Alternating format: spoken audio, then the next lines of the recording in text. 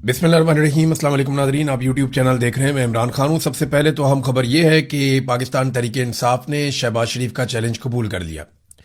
शहबाज शरीफ, जिसको इस वक्त पाकिस्तान का वज़ीर आज़म बनाकर रखा गया है, पाकिस्तान तहरीक इंसाफ ने कहा जी ठीक है, 2018 के इलेक्शन की आप तहकीकात करवाना चाहते हैं तो करवाएं, 2024 के इलेक्शन की भी तहकीकात करवाएं, और एक गैर जानिबदार तरीक़ेकार से यह होना चाहिए।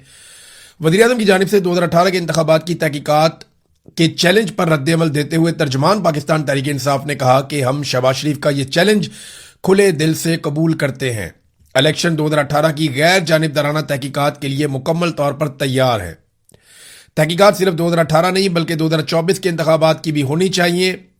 2014, 18 और 24 इन तमाम इंतखाबात का जामे जायजा लिया जाए। ये 14 में नहीं, 13 में हुए थे। दूध का दूध और पानी का पानी हो जाएगा। 2014 में सिर्फ 4 हल्के खोलने का मुतालबा किया था। 4 हल्के खुलने पर संगीन बेज़ाब्तियां सामने आई थीं। उस वक्त की हुकूमत ने वसी तहकीकात से गुरेज किया था। 2018 के बाद इमरान खान ने हर हल्का खोलने की पेशकश खुद से की थी। अपोजिशन जिस हल्के की निशानदेही करती, पीटीआई हुकूमत उसे खोलने के लिए तैयार थी। 2024 के इंतखाबात में इंतखाबी शफाफियत पर संगीन सवालात उठे हैं। सियासी इंतकाम और उम्मीदवारों को जेलों में डालने के वाकयात सामने आए।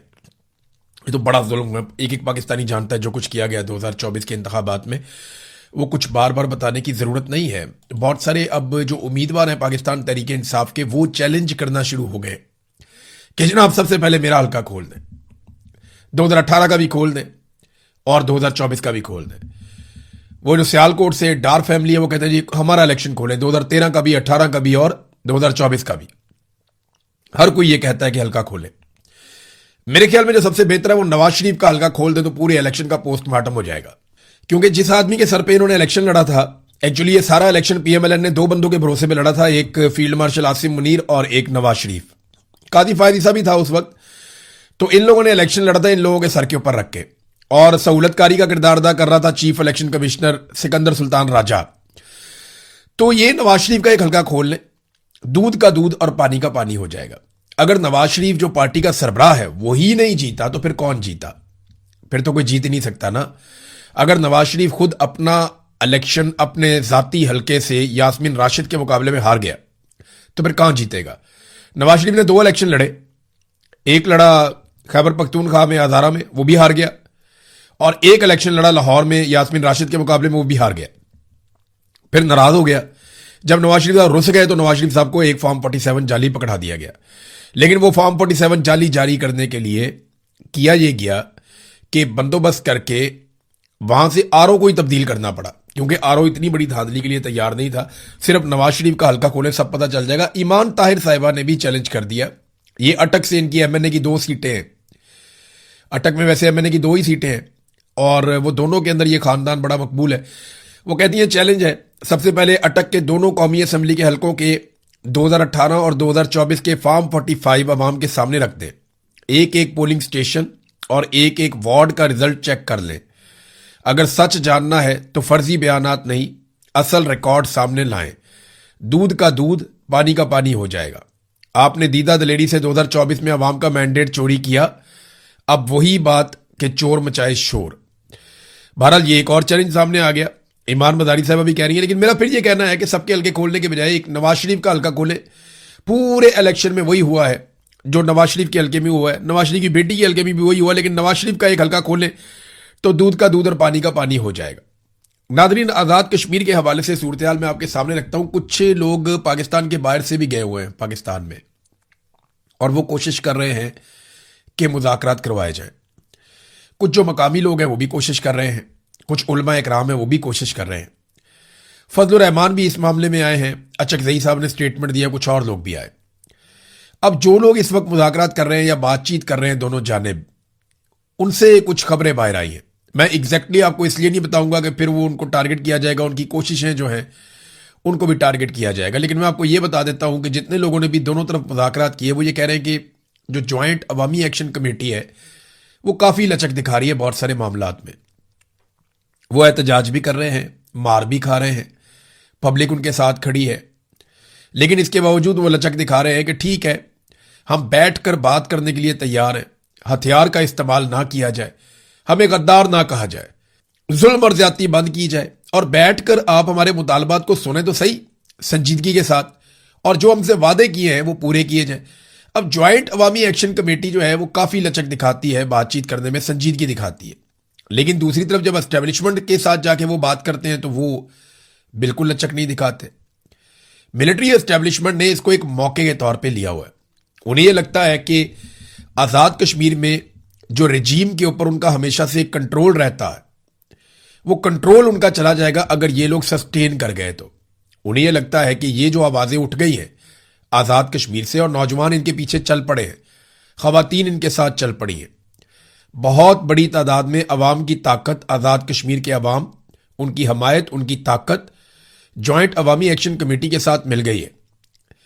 अगर ये अपने मुतालबात मंजूर करवाने में कामयाब हो जाते हैं या कुछ लेकर उठते हैं तो ये एक बहुत बड़ा खतरा बन जाएंगे। ये अपने बाकी मुतालबात भी पूरे करवाएंगे और हर तरह का जो कंट्रोल है मिलिट्री एस्टेब्लिशमेंट का, जिसके जरिए से आजाद कश्मीर के वसाइल पे काबू किया जाता है, वो एस्टेब्लिशमेंट का कंट्रोल कमजोर हो जाएगा।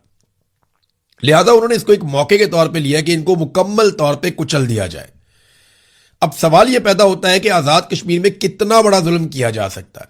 मैंने आपको बताया था कि 4 लोग ऐसे हैं जिनके बारे में लगभग ये कह दिया गया एक मीटिंग के अंदर कि इनको तो एलिमिनेट करेंगे, इनको छोड़ेंगे नहीं, इनको तो मार देंगे। और ये मुझे मेरे एक ऐसे सोर्स ने बताया जो बराह रास्त कहता है जी मेरी उन लोगों से बात हुई जो बातचीत कर रहे हैं। तो अब एस्टेब्लिशमेंट इसको ऐसे ले रही है कि क्योंकि आजाद कश्मीर में हमारा कंट्रोल हमेशा रहना चाहिए, लिहाजा ये कंट्रोल के रास्ते में एक रुकावट है जो मुस्तकबिल में और ताकतवर और बड़े होते चले जाएंगे। लिहाजा इनको कुचल के खत्म कर दिया जाए। अगर ये बच गए तो फिर एस्टेब्लिशमेंट का इक्तदार और उसका सूरज गुरूब हो जाएगा आजाद कश्मीर में, जैसा कि अमली तौर पे पाकिस्तान में हो चुका है। अब एस्टेब्लिशमेंट का कंट्रोल नहीं है, वो ताकत के बलबूते पे उन्होंने किया। देखिए जो एस्टेब्लिशमेंट होती है ना वो डरा के काम चलाती है, लेकिन पिछले चंद सालों से एस्टेब्लिशमेंट मार के काम चला रही है। ये टॉर्चर कर रहे हैं, गोलियां चला रहे हैं। इस लेवल तक एस्टेब्लिशमेंट नहीं आती होती और ये आखिरी हरबा होता है, आखिरी हल होता है। तो इसका मतलब यह है कि अब उनके पास ऑप्शंस बहुत कम है, वो गोली चलाने वाला ऑप्शन ही इस्तेमाल कर रहे हैं जो आखिरी ऑप्शन होता है। लिहाजा आजाद कश्मीर के लोगों को डटे रहना चाहिए मेरे ख्याल में अपने हकूक के लिए, और जो लोग मुज़ाकरात करवा रहे हैं उनको एस्टेब्लिशमेंट पे दबाव डालना चाहिए कि आप बातचीत करें। देखिए अगर बातचीत के जरिए से आज अगर ये लोग 4 कदम पीछे भी चले जाते हैं ना आजाद कश्मीर के लोग, तो याद रखिएगा ये जो थोड़ा बहुत हासिल करेंगे ना यहीं से इन्हें ताकत मिलेगी और फिर ये लोग और ज्यादा ताकतवर होकर वापस आएंगे। लेकिन एक चीज ऐसी हो रही है नादरीन जो इंतहाई अफसोसनाक है, बहुत तकलीफ देती है। देखिए आजाद कश्मीर से पानी आता है, बहुत सारी चीजें वहां से आती हैं, इसी तरह नीचे से गंदम जाती है। अब मैं कुछ वीडियोस देख रहा था, वहां पे नौजवान वीडियोस बना बना कर लगा रहे हैं, मुझे मेरे मोबाइल फोन पे भी भेजी, मैंने वो देखी वीडियोस। वो जो रास्ते आ रहे हैं आजाद कश्मीर की जानिब, उनके ऊपर बहुत सारे ट्रक खड़े हैं, बड़े बड़े ट्रक हैं, वो भरे हुए हैं गंदम के साथ। तो जो गंदम लोग लेकर आजाद कश्मीर में जाना चाहते हैं वो ट्रक रोके हुए रास्ते में, दर्जनों ट्रक हैं। अब ये गंदम जाएगी मुख्तलिफ फ्लोर मिल्स के अंदर, वहां पे आटा बनेगा, शहरियों को दिया जाएगा, तो खुराक की किल्लत कम होगी। अब वहां पे खुराक की किल्लत पैदा हो रही है। बहुत सारी खाने पीने की चीजें जो है वो शहरी या मैदानी इलाकों से उधर पहाड़ों की तरफ जाती हैं, चाहे वो गिलगित बल्तिस्तान है, चाहे वो आजाद कश्मीर है। इसी तरह वहां से बहुत सारी चीजें नीचे आती हैं, जिनमें सबसे अहम जो चीज है वो पानी है, बिजली है, वो वहां से आती है। अब ये इंतहाई बदकिस्मती है पाकिस्तान की कि जो पहाड़ों पे बैठे हुए लोग हैं, जब वो अपने मुतालबे के लिए निकले हैं, देखिए जो लोग सड़कों पे हैं वो अब 5% होंगे, बाकी सारे लोग तो सड़कों पे नहीं आते ना। हर घर में से एक आधा आदमी निकलता है, या हर मोहल्ले में से वो 2-4 बंदों को डिप्यूट करते हैं, ये 4-5 बंदे जाएंगे एहतजाज में, हमारी नुमाइंदगी हो जाएगी। सारे के सारे लोग तो नहीं आते। अब वो जो लोग जो अपने घरों के अंदर हैं, वो जो लोग वहां पे रहते हैं, जो बच्चे हैं, बड़े हैं, बुजुर्ग हैं, उनका क्या कसूर है कि उनको खाना पीना नहीं मिल रहा। तो गंदम के ट्रक रोके हुए बहुत अफसोसनाक बात है। इससे पहले बीबीसी ने एक रिपोर्ट में बताया कि लोग शिकायत करते हैं कि अद्वियात और खुराक जो आप लेकर जा रहे हैं आजाद कश्मीर में पहाड़ों की जानिब, रास्ते में सिक्योरिटी फोर्सेस उन्हें जाया करवाती हैं। वो कहते हैं जी खुराक और अद्वियात ये 2 चीजें आप जाया कर दें, ये आप आजाद कश्मीर में नहीं ले जा सकते। ये कितने अफसोस की बात है, ये दुख की बात है। उनकी सप्लाई बंद नहीं करनी चाहिए थी। ये सप्लाई बंद करके इन्होंने वो किया कि इसका जवाब ये कभी नहीं दे पाएंगे। कल को ये कहे कि हमने तो नहीं बंद की थी, वो तो लोगों ने बंद कर दी थी, वो तो सिक्योरिटी का रीजन था, ट्रक लूटे जा सकते, ये बहुत 100 कहानियां सुनाएंगे, लेकिन वहां पे इस तरह कुछ भी नहीं है। हमने नहीं देखा। वो पुरअमन लोग हैं, पुरअमन तरीके से अपना एहतजाज का हक इस्तेमाल कर रहे हैं। एक पेशन गोई की नाज़रीन सुहेल अफरीदी ने, बड़ी अजीब पेशन गोई की है। अब कुछ कहा नहीं जा सकता, लेकिन वो ये कहते हैं कि मैं पेशन गोई करता हूं कि अगला बजट शहबाज हुकूमत पेश नहीं करेगी। यानी उन्हें लगता है कि शहबाज शरीफ की हुकूमत अगले साल नहीं होगी, वो हुकूमत खत्म हो जाएगी। अब पता नहीं सुहेल अफरीदी की हुकूमत अगले साल होगी या नहीं होगी। बहुत बड़ी बड़ी बातें जो हैं वो अली अमीन गंडापुर भी करते थे, लेकिन गंडापुर को जब भी मौका मिला उन्होंने मौका ज़ाया कर दिया। उन्होंने अपना एक इमेज बनाया हुआ था, एक बहुत ताकतवर और बहादुर आदमी वाला, लेकिन जब कभी गोली खाने का मौका आया या सामना करने का मौका आया तो अली अमीन गंडापुर साहब ने अनफॉर्चुनेटली जो अपने मुंह से कहा कि पहली गोली मैं खाऊंगा, वो वहां से चले गए लोगों को छोड़ के, और लोगों ने गोलियां खाई। अब सुहेल अफरीदी साहब ये पेशगोई तो कर रहे हैं, लेकिन क्या पता सुहेल अफरीदी साहब की अपनी हुकूमत तब तक मौजूद हो या ना हो, क्योंकि शहबाज शरीफ जो है ना, ये फील्ड मार्शल आसिम मुनीर की इंश्योरेंस पॉलिसी है। फील्ड मार्शल को इतना वफादार वजीर आजम नहीं मिलेगा, इतना अच्छा अर्दली उसे कभी नहीं मिलेगा फील्ड मार्शल को। और जो फील्ड मार्शल है वो शहबाज शरीफ की और इस पूरे सिस्टम की एक इंश्योरेंस पॉलिसी है कि इन्हें भी ऐसा आदमी नहीं मिलेगा कि जो एक सबसे मकबूल पॉलिटिकल लीडर को जेल के अंदर रख के पूरी पार्टी को मारता चला जाए, मारता चला जाए, मारता चला जाए। तो ये एक दूसरे की इंश्योरेंस पॉलिसी है। अगर तो सुहेल अफरीदी के पास ऐसा कोई आइडिया है कि ये आपस में लड़ने वाले हैं, या ऐसा कुछ है कि इनका खात्मा होने वाला है, तो फिर तो वो पेशगोई कर सकते हैं, वरना मुझे नहीं लगता। या हो सकता है सुहेल अफरीदी के पास कोई ऐसा आइडिया हो कि बहुत बड़ी एहतजाजी तहरीक वो खड़ी करने जा रहे हो, मुमकिन है, लेकिन अभी कुछ कह नहीं सकते। नाज़रीन, पाकिस्तान तहरीक इंसाफ ने एक अच्छा काम तो किया बलूचिस्तान में। बारंग बलोच साहिबा की मर्जी के खिलाफ जो वकील उनके वकील के तौर पे सामने आया था, जिसे सरकार और एस्टेब्लिशमेंट लेकर आई थी, उसका नाम है इकबाल शाह एडवोकेट। ये पाकिस्तान तहरीक इंसाफ का लॉयर्स विंग का सदर था बलूचिस्तान का पहले। तो तहरीक इंसाफ ने इसे डिसोन कर दिया है, बाकायदा इस पर स्टेटमेंट जारी किया। इलेक्ट्रॉनिक और प्रिंट और सोशल मीडिया एक्टिविस्ट को इतला दी जाती है कि इकबाल शाह एडवोकेट को पीटीआई से फारिग कर दिया गया है, लिहाजा इसके नाम के साथ पीटीआई का नाम ना लिखा जाए। पीटीआई के ओहदेदारान, मेंबरान, कारकुनान और सोशल मीडिया ग्रुप्स के एडमिन इकबाल शाह एडवोकेट को तमाम ग्रुप से फौरी तौर पे रिमूव करें।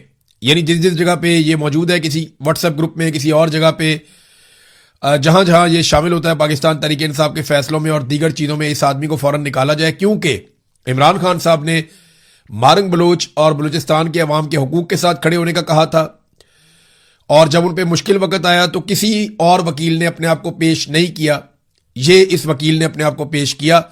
लिहाजा पाकिस्तान तहरीक इंसाफ ने इसे डिसोन कर दिया, इसको बाहर निकाल दिया।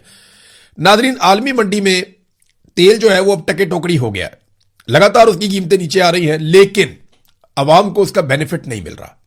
नाजरीन, इस वक्त जो तेल की कीमतें हैं वो जंग शुरू होने से पहले जो तेल की कीमतें थी उससे भी नीचे आ गई। यानी आप यहां से अंदाजा करें कि कितना बड़ा एक डेंट पड़ा है तेल की कीमतों को। यानी जब जंग शुरू हुई थी उस वक्त जो तेल की कीमतें थी उससे भी नीचे आ गई। लेकिन पूरी दुनिया में तेल की कीमतें ऐसे नहीं बढ़ाई गई जैसे पाकिस्तान में बढ़ाई गई। ना अमेरिका में, ना ईरान में, ना गल्फ में, ना हमारे हमसाए मुमालिक में, ना इंडिया ने, ना बांग्लादेश ने, ना श्रीलंका ने, किसी ने ऐसा नहीं किया जो पाकिस्तानी अवाम के साथ शहबाज शरीफ ने और आसिम मुनीर साहब ने किया तेल की कीमतों में। अब जब पूरी दुनिया में तेल की कीमतें कम हो रही हैं तो ये पाकिस्तान में तेल की कीमतें कम करने की बजाय बहुत थोड़ा सा जो है वो इन्होंने चेंज किया है। यानी जितने बड़े पैमाने पे इन्होंने तेल की कीमतें बढ़ा दी थी, इमरान खान के दौर में 150 रुपए लीटर था, आलमी मंडी में उस वक्त $100 से भी ऊपर प्राइस थी, तो आज ये $73 के करीब पहुंच गई है। यानी इतनी कम कीमत हो गई है आलमी मंडी में, तो ये इमरान खान के दौर को टच नहीं कर पा रहे, बल्कि अभी भी उससे दुगने पे खड़े हैं। ये आलमी जरीदे ब्लूमबर्ग की रिपोर्ट के मुताबिक तेल की कीमत लगातार गिरती चली जा रही है, और जितनी भी आपको रिपोर्ट्स आ रही है हर जगह पे तेल की कीमत नीचे जा रही है। तमाम ममालिक रिलीफ दे रहे हैं, लेकिन पाकिस्तान के अंदर किसी किस्म का कोई रिलीफ नहीं है, क्योंकि पाकिस्तान के हुक्मरान जो हैं, फील्ड मार्शल आसिम मुनीर या शहबाज शरीफ, वो ये समझते हैं कि लोगों की जेबों से पैसा निकलवाने का ये एक बेहतरीन जरिया है कि आप तेल के ऊपर लेवी लगाएं, आप इजाफी टैक्सेस लगाएं, आप आईपीपीज की जो कैपेसिटी पेमेंट्स हैं उनकी मद के अंदर बहुत ज्यादा पैसा कॉम से वसूल करें, बिजली का यूनिट 4 गुना महंगा कर दें, गैस का यूनिट 10 गुना महंगा कर दें। ये इन्होंने पाकिस्तानियों के साथ एग्जैक्टली किया है। इसीलिए तो सारी गैर मुल्की कंपनियां पाकिस्तान छोड़ छोड़ कर जा रही हैं। लोग अपना सरमाया पाकिस्तान से निकाल कर भाग रहे हैं और कोई और सरमाया लाने के लिए तैयार नहीं है, क्योंकि पाकिस्तान में इंसाफ ही नहीं है, निजाम कानून है ही नहीं, अदलिया आपको इंसाफ देती नहीं है। नादरीन, अब आखिर में एक खबर आई है अमेरिका से। अमेरिकी सेनेट ने डोनाल्ड ट्रंप के हाथ बांध दिए। अमेरिकी सेनेट ने एक बिल पास किया है जिसके तहत सदर ट्रंप कांग्रेस की इजाजत के बगैर ईरान के खिलाफ जंग शुरू अब नहीं कर सकते, और सेनेट ने ऐसी किसी भी जंगी कार्रवाई को रोकने के हक में फैसला भी दे दिया। तो डोनाल्ड ट्रंप ने उस पर रद्दमल भी दिया। ट्रंप ने कहा कि उन्होंने ईरान को इस हद तक दबाव में ले लिया था कि वो घुटने टेक दे और किसी भी शर्त पर राजी होने के लिए तैयार हो चुका था वो, और बरसों बाद ईरान अमेरिकी सदर का रोब मान रहा था, लेकिन सेनेट ने गलत वक्त पर जंगी इख्तियारात को महदूद करने की वोटिंग करा के दुश्मन को यह तासुर दिया कि अमेरिकी हुकूमत सदर के फैसलों के साथ नहीं है। ट्रंप ने अपनी ही पार्टी के 4 सेनेटर्स को तनकीद का निशाना बनाते हुए कहा कि उन्होंने डेमोक्रेट्स का साथ देकर ईरान का हौसला बढ़ाया, जिससे इनका काम मुश्किल हुआ है, लेकिन वो इसे हर हाल में अंजाम तक पहुंचाया गया। मामला यह है कि ट्रंप को अप्रूवल लेनी पड़ेगी हर हमले के आगाज में, और वो अप्रूवल उसे मिलेगी या नहीं मिलेगी, फिर वो हमला कर पाएगा। तो ट्रंप के हाथ कुछ हद तक बांध दिए हैं अमेरिकी सेनेट ने। देखिए वहां पे कैसा है कानून, रूल ऑफ लॉ कैसा है कि वहां पार्लियामेंट की बात सुनी जाती है, अवामी मुंतखब नुमाइंदे जो है वो फैसले करते हैं। हमारे यहां तो ऐसा नहीं, हमारे यहां पे तो जनरल आसिम मुनीर जो कह देंगे वही मुल्क का कानून है, वही आइन है। नाजरीन, मेनाब स्कूल में जो मासूम बच्चियों की शहादतें हैं, 168 बच्चियां पहले दिन शहीद कर दी गई थी, वो डोनाल्ड ट्रंप और अमेरिका के लिए एक डरावना ख्वाब बनी हुई है। और ट्रंप से जब सवाल किया गया इसके बारे में कि क्या आपने ये रिपोर्ट देखी है इस मिनाब स्कूल के इंसिडेंट के बारे में, तो उसने कहा जी कि मुझे इसके मुकम्मल होने का इंतजार करना होगा, मैं नहीं जानता कि वो कभी इस मसले को हल कर पाएंगे या नहीं कर पाएंगे। तो डोनाल्ड ट्रंप जो है ना वो इससे भागता रहा, उससे सवालात किए गए लेकिन वो इससे भागता रहा, और डोनाल्ड ट्रंप ये कहना चाहता है कि वो मिसाइल हमारा नहीं था जो जाकर मिनाब स्कूल के अंदर गिरा। उसने कहा जी हवा में बहुत सारे मिसाइल थे, ये था वो था, लेकिन ईरान ने यह साबित किया था कि ये जो मिसाइल है ये अमेरिकन मिसाइल हैं, और शुरू में अमेरिका की जानिब से इसका बाकायदा एतराफ़ किया गया था कि मिसाइल अमेरिका की जानिब से